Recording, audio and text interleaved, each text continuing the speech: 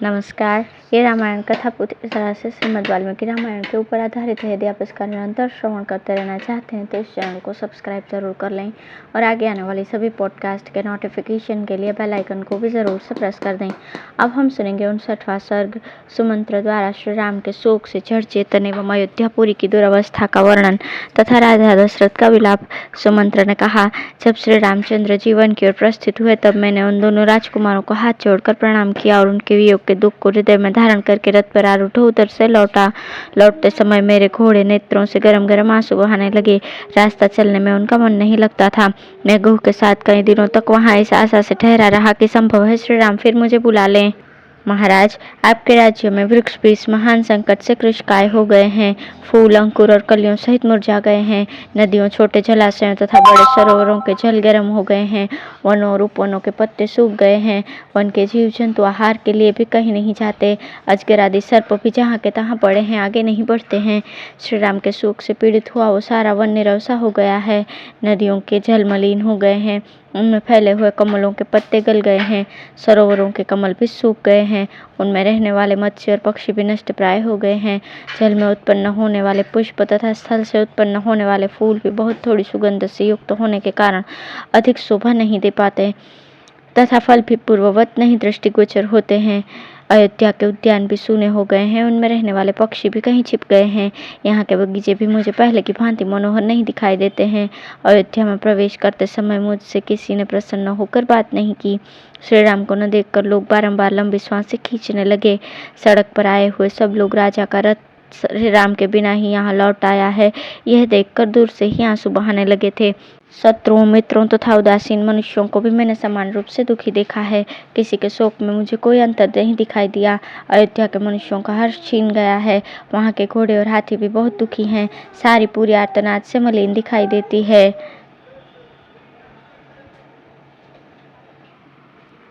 लोगों की लंबी लंबी श्वासें ही इस नगरी का उच्छ्वास बन गई हैं। ये अयोध्यापुरी श्री राम के वनवास से व्याकुल हुई पुत्र वियोगिनी कौशल्या की भांति मुझे आनंद शून्य प्रतीत हो रही है। सुमंत्र के वचन सुनकर राजा ने उनसे अश्रुगदगद परम दीन वाणी में कहा, सूत, जो पापी कुल और पापपूर्ण देश में उत्पन्न हुई है तथा जिसके विचार भी पाप से भरे हैं, उसके के कहने में आकर मैंने सलाह देने में कुशल वृद्ध पुरुषों के साथ बैठकर इस विषय में कोई परामर्श भी नहीं किया। स्वयं 2 मंत्रियों तथा वेदवेत्ताओं से सलाह लिए बिना ही मैंने मोहवश केवल एक स्त्री की इच्छा पूर्ण करने के लिए सहसा एक अनर्थमय कार्य कर दिया। होनहारवश ये भारी विपत्ति निश्चय ही इस कुल का विनाश करने के लिए अकस्मात आ पहुंची है। यदि मैंने तुम्हारा कभी कुछ थोड़ा सा भी उपकार किया हो तो तुम मुझे शीघ्र ही श्री राम के पास पहुंचा दो। मेरे प्राण मुझे श्री राम के दर्शन के लिए शीघ्रता करने की प्रेरणा दे रहे हैं। यदि आज भी इस राज्य में मेरी ही आज्ञा चलती हो तो तुम मेरे ही आदेश से जाकर श्री राम को वन से लौटा ले आओ, क्योंकि अब मैं उनके बिना 2 घड़ी भी जीवित नहीं रह सकूंगा। महाबाहु श्री राम तो अब दूर चले गए होंगे, इसलिए मुझे ही रथ पर बिठाकर ले चलो और शीघ्र ही राम का दर्शन कराओ। कुंडली के समान श्वेत दांतों वाले लक्ष्मण के बड़े भाई महाधनुर्धर श्री राम कहाँ हैं? यदि सीता के साथ भली भांति उनका दर्शन कर लूं तभी मैं जीवित रह सकता हूँ। जिनके लाल नेत्र और बड़ी बड़ी भुजाएं तथा जो मणियों के कुंडल धारण करते हैं, उन श्री राम को यदि मैं नहीं देखूंगा तो अवश्य यमलोक को चला जाऊंगा। इससे बढ़कर दुख की और क्या बात होगी कि मैं मरणासन अवस्था में पहुंचकर भी इक्ष्वाकु कुलनंदन राघवेंद्र श्री राम को यहाँ नहीं देख रहा हूँ। हाँ विदेह राजकुमारी तपस्विनी सीते, तुम्हें पता नहीं होगा कि मैं किस प्रकार दुख से अनाथ की भांति मर रहा हूँ। राजा उस दुख से अत्यंत चेत हो रहे थे, अतः वे उस परम दुर्लंघ्य शोक समुद्र में निमग्न होकर बोले, देवी कौशल्ये, मैं श्री राम के बिना जिस शोक समुद्र में डूबा हुआ हूँ उसे जीते जी पार करना मेरे लिए अत्यंत कठिन है। श्री राम का शोक ही उस समुद्र का महान वेग है। सीता का बिछोह ही उसका दूसरा छोर है। लंबी लंबी सांसें लेकर उनकी लहरें और बड़ी बड़ी भंवरें हैं। आंसुओं का वेग पूर्वक उमड़ा हुआ प्रवाह ही उसका मलिन जल है। मेरा हाथ पटकना ही उसमें उछलती हुई मछलियों का विलास है। करुण क्रंदन ही उसकी महान गर्जना है। ये बिखरे हुए केस ही उसमें उपलब्ध होने वाले सेवार हैं। कई बड़वानल है। बहुत शोक समुद्र मेरी वेग पूर्वक होने वाली अश्रु वर्षा की उत्पत्ति का मूल कारण है। मंथरा के कुटिलता पूर्ण वचन ही उस समुद्र के बड़े बड़े ग्राह हैं। क्रूर कैकेयी के मांगे हुए 2 वर ही उसके 2 तट हैं तथा श्री राम का वनवास ही उस शोक सागर का महान विस्तार है।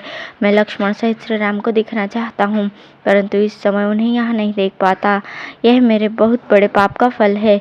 इस प्रकार विलाप करते हुए महायशस्वी राजा दशरथ तुरंत ही मूर्छित होकर शैया पर गिर पड़े। श्री रामचंद्र जी के लिए इस प्रकार विलाप करते हुए राजा दशरथ के मूर्छित हो जाने पर उनके उस अत्यंत करुणाजनक वचन को सुनकर राम माता देवी कौशल्या को पुनः दुगना भय हो गया।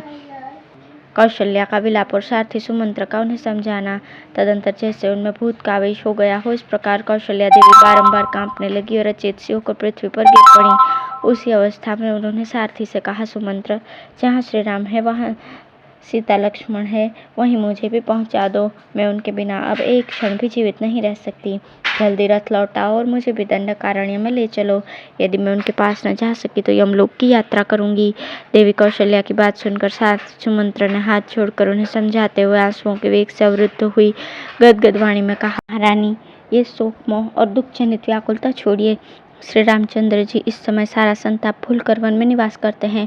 धर्मज्ञ एवं जितेंद्रिय लक्ष्मण भी उस वन में श्री रामचंद्र जी के चरणों की सेवा करते हुए अपना परलोक बना रहे हैं। सीता का मन भगवान श्री राम में ही लगा हुआ है, इसलिए निर्जन वन में रहकर भी घर ही की भांति प्रेम एवं प्रसन्नता पाती तथा निर्भय रहती हैं। वन में रहने के कारण उनके मन में कुछ थोड़ा सा भी दुख दिखाई नहीं देता। मुझे तो ऐसा प्रतीत होता है मानो विदेहराज कुमारी सीता को परदेश में रहने का पहले से ही अभ्यास हो। जैसे यहाँ नगर के उपवन में जाकर वे पहले घुमा करती थी, उसी प्रकार निर्जन वन में भी सीता सानंद विचरती हैं। पूर्ण चंद्रमा के समान मनोहर मुख वाली रमणी शिरोमणि उदार हृदया सती साध्वी सीता उस निर्जन वन में भी श्री राम के समीप बालिका के समान खेलती और प्रसन्न रहती हैं। उनका हृदय श्री राम में ही लगा हुआ है, उनका जीवन भी श्री राम के ही अधीन है, अतः राम के बिना अयोध्या भी उनके लिए वन के समान ही होगी। श्री राम के साथ रहने पर वे वन में भी अयोध्या के समान ही सुख का अनुभव करेंगी। विदेह नंदिनी सीता मार्ग में मिलने वाले गांवों, नगरों, नदियों, प्रवाहों और नाना प्रकार के वृक्षों को देखकर उनका परिचय पूछा करती हैं। श्री राम और लक्ष्मण को अपने पास देखकर जानकी को यही जान पड़ता है कि मैं अयोध्या से एक कोस की दूरी पर मानो घूमने फिरने के लिए ही आई हूँ। सीता के संबंध में मुझे इतना ही स्मरण है कि उन्होंने कैकेयी को लक्ष्य करके जो सहसा कोई बात कह दी थी, वो इस समय मुझे याद नहीं आ रही है। इस प्रकार भूल से भी निकली हुई कैकेयी विषयक उस बात को पलटकर सारथी सुमंत्र ने देवी कौशल्या के हृदय को आह्लाद प्रदान करने वाला मधुर वचन कहा। मार्ग में चलने की थकावट, वायु के वेग, भयदायक वस्तुओं को देखने के कारण होने वाली घबराहट तथा धूप से भी विदेहराज कुमारी की चंद्र किरणों के समान कमनीय कांति उनसे दूर नहीं होती है। उदार हृदया सीता का विकसित कमल के समान सुंदर तथा पूर्ण चंद्रमा के समान आनंददायक कांति से युक्त मुख कभी मलिन नहीं होता है। जिनके महावर के रंग नहीं लग रहे हैं, सीता के वे दोनों चरण आज भी महावर के समान ही लाल तथा कमलकोश के समान कांतिमान हैं। श्री रामचंद्र जी के प्रति अनुराग के कारण उन्हीं की प्रसन्नता के लिए जिन्होंने आभूषणों का परित्याग नहीं किया है, वे विदेहराज कुमारी भामिनी सीता इस समय भी अपने नुपुरों की झनकार से हंसों के कलनाद का तिरस्कार सा करती हुई लीला विलास युक्त गति से चलती हैं। वे श्री रामचंद्र जी के बाहुबल का आश्रय लेकर वन में रहती हैं और हाथी, बाघ अथवा सिंह को भी देखकर कभी भय नहीं मानती। अतः आप श्री राम, लक्ष्मण अथवा सीता के लिए शोक न करें, अपने और महाराज के लिए भी चिंता छोड़ें। श्री रामचंद्र जी का ये पावन चरित्र संसार में सदा ही स्थिर रहेगा। वे तीनों ही शोक छोड़कर प्रसन्नचित हो महर्षियों के मार्ग पर दृढ़तापूर्वक स्थित हैं और वन में रहकर फल मूल का भोजन करते हुए पिता की उत्तम प्रतिज्ञा का पालन कर रहे हैं। इस प्रकार युक्ति युक्त वचन कहकर सारथी सुमंत्र ने पुत्र शोक से पीड़ित हुई कौशल्या को चिंता करने और रोने से रोका, तो भी देवी कौशल्या विलाप से विरत न हुई। वे हा प्रिय, हा पुत्र, हा रघुनंदन की रट लगाती हुई करुण क्रंदन करती ही रही। इस प्रकार श्री वाल्मीकि निर्मित रामायण आदि काव्य के अयोध्या कांड में 60वां सर्ग पूर्ण हुआ। धन्यवाद।